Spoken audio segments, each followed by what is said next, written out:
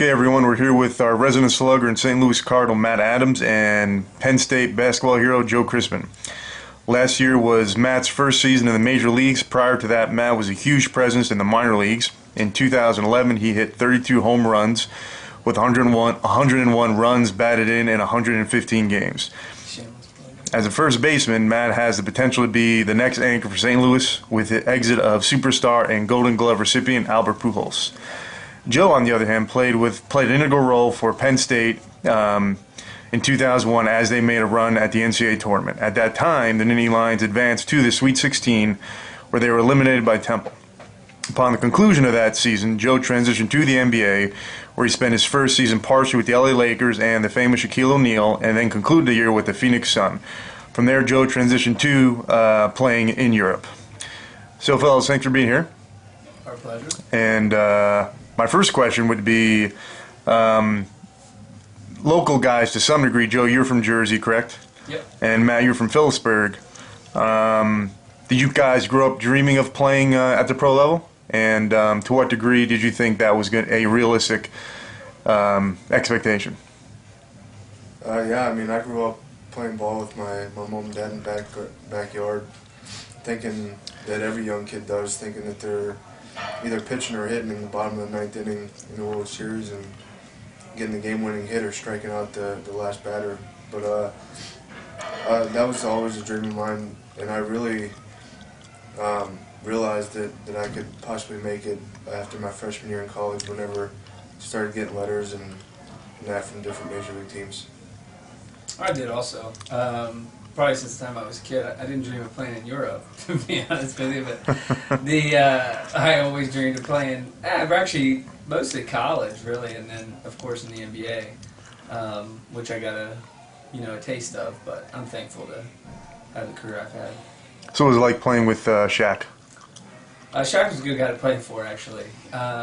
Kobe was a little tougher. Was he taller than you? Just a bit. I think Matt's taller than you. Never mind Shaq. A lot of folks, man. That's why I have to make the jump. And Matt's tall. But I actually had a good experience with those guys. I kind of lost my edge a little bit after I had made the team, but still it was a good taste and it was an enjoyable time. So Matt, for you, has it been surreal kind of being the guy talked about to replace, to some degree, from a long-term standpoint, Albert Pujols? Yeah, I mean, just being able to work with Albert into the spring training in 2011, just hearing how knowledgeable that guy was offensively and defensively, and then just like you said, just everybody talking that I possibly could be the replacement. But I mean, there's really no replacing that guy with the way he goes about it. But the most surreal thing was just walking out of the tunnel in Dodger Stadium and just hearing 35,000 people screaming. And I was like, man, I finally made it. Joe, what do you think you learned in terms of your rookie season from, what would you say the one takeaway lesson you learned was as a rookie your first year in the NBA? That I was clueless. I mean, it was, you reach that level of playing with guys that have played for 12, 13 years, and, all of a sudden you realize, like, whoa, there's so much to learn about the game of basketball. That, you kind of knew that going in, but you didn't realize just how refined a veteran's game can be. And that was one of the first things that stood out to me was that, man, I got a lot to learn. You have the talent and the raw ability, but to really be at your best, it takes years of practice and playing. How about you, Matt? I mean, basically what Joe said, just being a rookie and watching all those veteran guys just go out there and the way they go about it, just the way they prepare themselves. I mean, they go about it like almost effortlessly. Go out there and I mean it just looks so easy and you're like, that's where I want to be, but you definitely got years and years that you have to work at it to be at that level. And from a team standpoint, obviously coming from AA to AAA, and then finding yourself in the locker room of the defending world champions, what was that change like in terms of team culture? We had some hard-nosed kids coming in thinking that they were the best in AA and AAA. Mostly AA. because AAA you get some veteran guys that have been up and down in the big leagues and back down in the minor leagues, so they know how to handle themselves. And kids really didn't care if they won or lost at that level. I mean, obviously you want to go out there and win, but they're always talking about what they want to do and all that. But you step in the clubhouse, up in the big leagues, and you lose a game, it's quiet from then till the start of the game the next day. So I mean, people take a lot of things a lot more serious up at that level than in the minor leagues. And you had a tough go your first round. You had expound on this. You had bone spurs in your elbow. Yeah, I had that actually came about in 2010, and talked with my agent to just not have surgery that year, and it didn't affect me in 2011. And this year, beginning of the season in AAA, felt a little bit, and took 4 or 5 games off and came back and felt good. And then when I went up, felt good up there, and then when I came back down the middle of the end of June, I did it again. Spent 10 days on the disabled list and came back and played a couple more weeks, and then I really did it in the middle of August, and we just decided to go ahead and have surgery and get it repaired so I can be 100% for this year. Are you feeling pretty good? Yeah, I feel better than I did last year. Awesome. It's interesting, you guys are on the opposite ends of your professional spectrum. Joe, you're 49 now, right? And getting I feel like it. getting ready to exit stage left. And Matt, you're not necessarily getting started, but you're not necessarily getting your feet wet. But boy, you've been in the majors for a year or so at this point. So how are you guys? How are you feeling, Joe, about in terms of the next chapter of your career?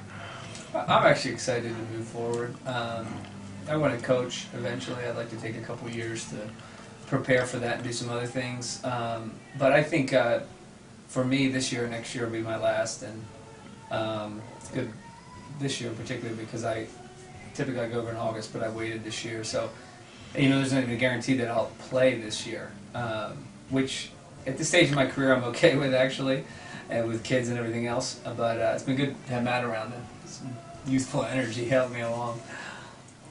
What's your prediction this year, Matt? How are you? Obviously, you have some great expectations for yourself. Do you have some goals you've set for yourself for this upcoming season? I want to build off what I did last year. I mean, I had a good first 2 weeks in the major leagues, and then I had a pretty big slump. Started striking out a lot. So this year, I just want to go into spring training and have a better spring training than I did last year, and make the decision tough for the front office guys to what they want to do with me for this year, and then just go in there and build off the numbers that I put up last year, and hopefully get better with my walk and strikeouts, and just being able to get on base more to help the team out. If it makes you feel any better, Joe, didn't you strike out at the 40-mile-an-hour cage up at Tussey Mountain? I think I went to the 70 immediately, thinking it wasn't that fast, and barely saw the ball. So, Matt, do you think a lot of folks, they don't have accurate perspective in terms of how fast that ball is coming down the mound? Cool. Yeah, I mean, you get some guys. I mean, I was lucky enough to face Justin Verlander this year, and started that game. So, like, my first at bat, he was throwing 91, 92, just toying with us. And the 6th and 7th inning, he was up 99 to 101 range. And I mean, it's crazy from like 91 to 94. There's really not that much difference. But once you get up above 95, it's moving.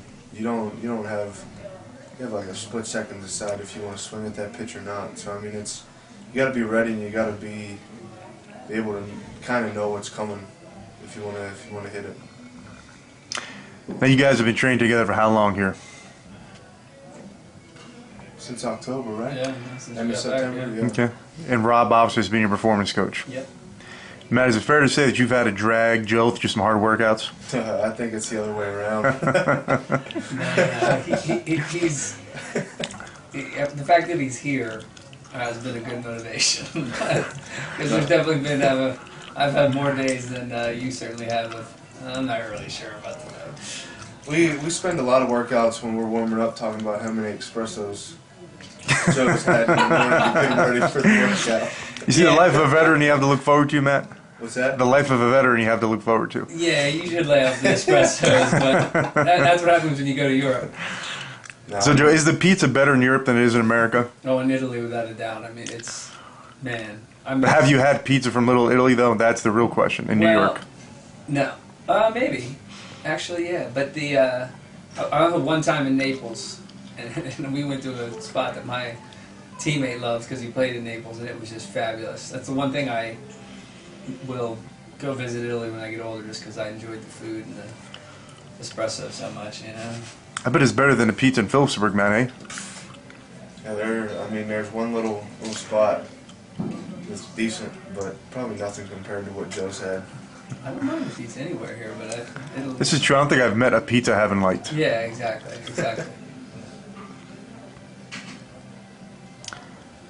So you guys finished a conditioning session today? Yeah. Can you- GPP with Rob Oshinsky. GPP. Can you let us tell the folks at home what that kind of entails, what the purpose of that is exactly? That stands for General Physical Preparedness, or preparation, is it? Could be either one, I guess. Yeah, I don't know. But Rob usually is very creative in what he's doing, but it's essentially probably interval stuff, some high intensity, using core, power, and the different planes, whatever it is that you guys... Planes of motion, correct. Yes, your planes of motion that you guys talk about that we just do. We Yeah, we're we told can't to do explain it. it, we just do it. Show up and run in that direction. But he does a great job with that. He's got me hooked with those. As far as staying in shape too, because I typically always thought I had to play a lot of basketball to stay in great shape, but I come in here for these a couple times a week, and I'm not on the court as much just to kind of save my joints, but I still feel great when I step out there, so they're effective to say the least. How about you, man? How do you guys think that performance training, what in terms of, for those younger athletes out there that might be watching, what percent would you assign to performance training in terms of the equation of getting from where they are to where they want to be in terms of their athletic aspirations? I think it's a huge part, especially at a younger age. I mean, I always did stuff on my own in the weight room, and had a mutual friend that trained with Rob that he called me in 2011 and told me that I needed to start working. So, 2011 was basically my first year with like a trainer, so for saying, it's taken me to new levels of my athletic ability that I didn't even think I'd be able to reach. Just more leaner, just quicker side to side. But for the younger kids, it's huge to get in with somebody that really, really knows what they're doing and how to prepare the kids for what the season entails. And Rob's a great guy for that. He knows so much about different sports and how to train different athletes. All right. Well, there you have it, guys. If you have any questions, by all means, give us a shout via Facebook. If you like this video, please like it, and we'll talk to everyone again soon. Thanks, fellas. Thank you. Pleasure.